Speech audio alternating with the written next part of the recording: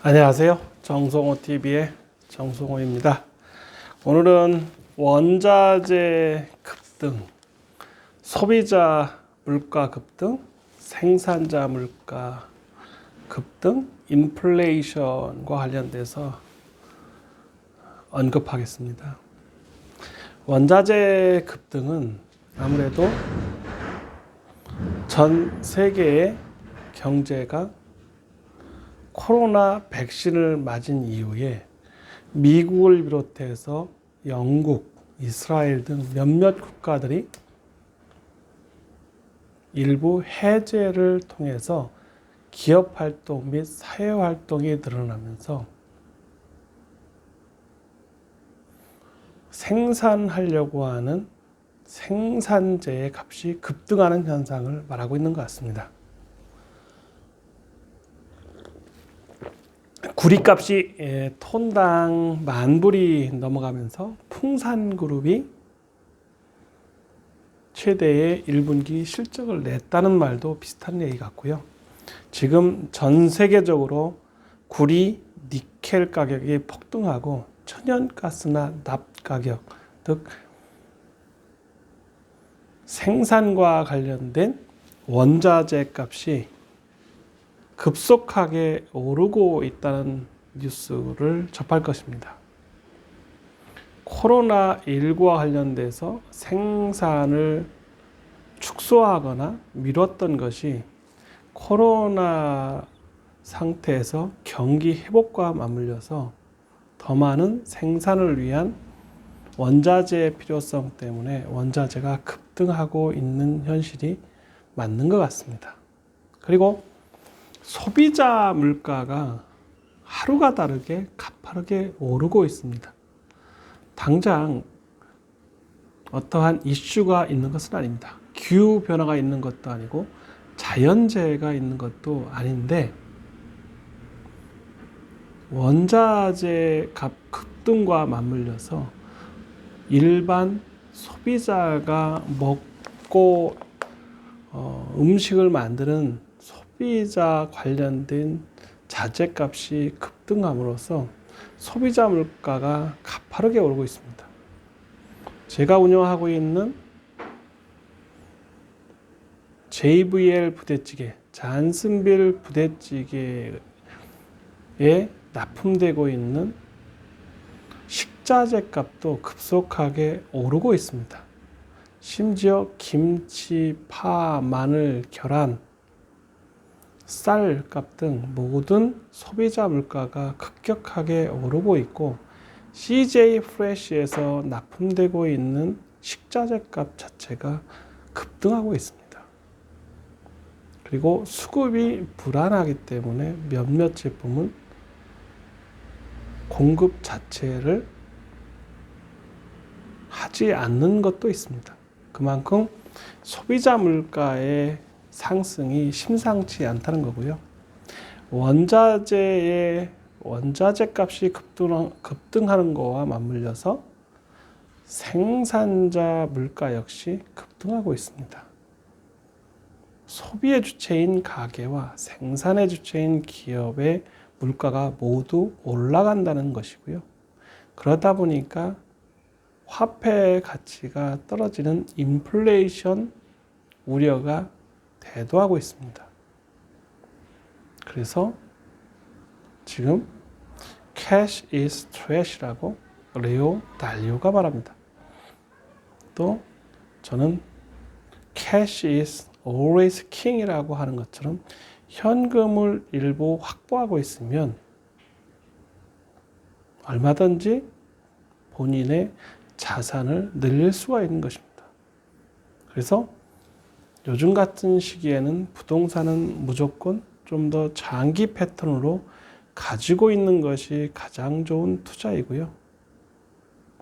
현금이 조금 있으면 현금으로 가지고 있는 것보다는 일정한 금융자산이나 아니면 부동산이나 채권이 됐든 어떻게든 일부를 소유하고 있는 것이 지금같이 원자재 값 급등에 따른 생산자 물가가 급등하고 컨슈머 프라이스 인덱스라는 소비자 물가 역시 급등하는 시기에 좋은 투자처는 캐시를 가지고 있는 것보다는 안정적인 자산을 가지고 있는, 안정적인 자산을 깔고 있는 것이 훨씬 더 유리할 것입니다. 그래서 지금은 모든 자재, 특히 반도체 수급의 불균형으로 인해서 공산품의 생산 차질, 가격의 급등이 있고요.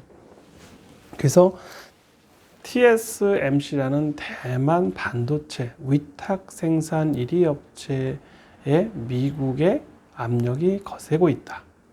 즉 반도체 수급 불안에 따라서 미국이 압력을 통해서 반도체 자재 수급을 먼저 해달라고 푸시한다는 얘기가 나옵니다. 그만큼 세계 경제의 흐름이 왜곡되고 있다라는 것을 반증하는 것과 같습니다. 그리고 이러한 자재의 수급 불안은 곧 전체적인 경제 흐름을 왜곡함으로 인해서 대기업이나 가진 자는 좀 더 편할 수 있지만 갖지 않은 사람은 어려워질 것입니다.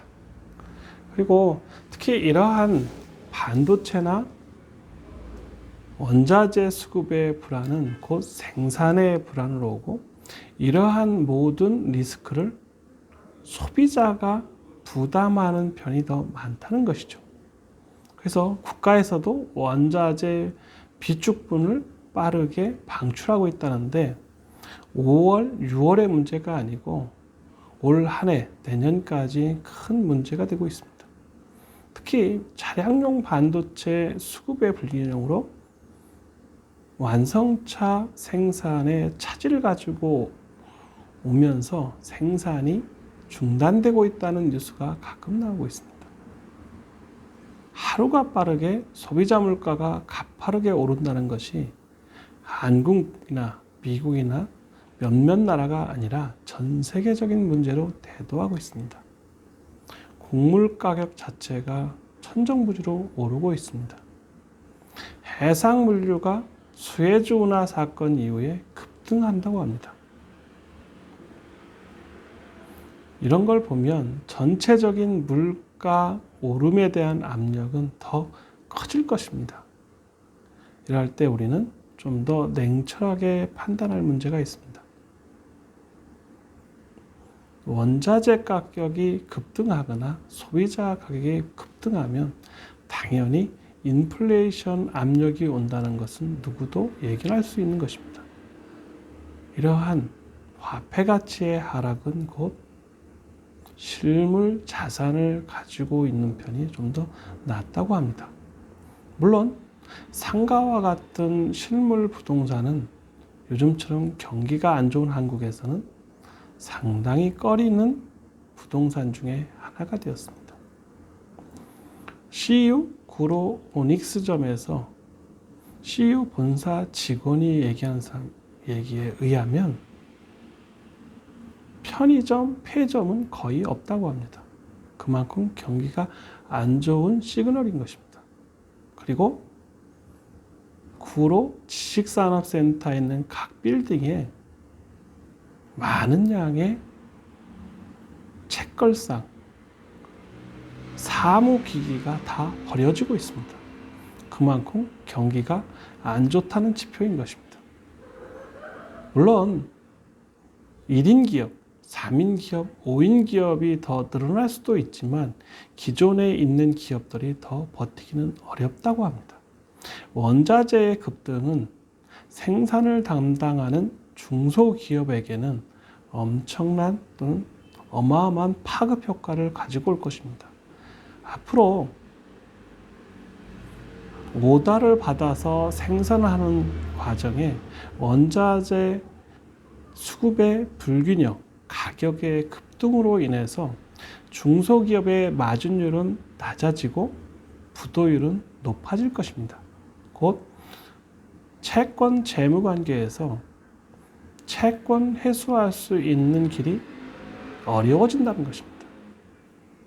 이러한 원자재 급등에서 오는 시그널은 앞으로의 경제에 좋지 않은 시그널일 것입니다. 그래서 좀 더 중소기업을 하시는 분들은, 저도 중소기업을 하지만 좀 더 냉철하게 원자재 값 급등, 소비자 물가 급등, 생산자 물가가 급등하는 현상을 잘 눈여겨봐서 본인의 회사 마진이 줄어들지 않게 운영하는 것이, 리스크 관리하는 것이 가장 중요한 것이 되었다는 것을 꼭 얘기하고 싶습니다. 저 역시 제조 수출을 하면서 원자재 수급 불안할 때는 비행기를 타고 일본, 대만, 중국, 홍콩을 자주 갔던 일이 생각납니다. 그만큼 원자재 수급 불안할 때는 사장이 직접 나서서 발로 뛰지 않으면 찾기 어렵다는 경험이 있습니다. 원자재 수급 불안은 곧 마진을 갉아먹고 매출 자체를 떨어뜨린다는 좋지 않은 시그널입니다. 가뜩이나 좋지 않은 경제에 원자재 급등이라는 좋지 않은 소식이 있다는 것에 대해서 빠르게 대치할 방법, 축소하느냐 아니면 단가를 좀 더 올리느냐, 아니면 현금을 더 확보하느냐, 아니면 인력을 감축하느냐, 다양한 방법을 한번 생각할 필요가 있다고 생각합니다. 감사합니다.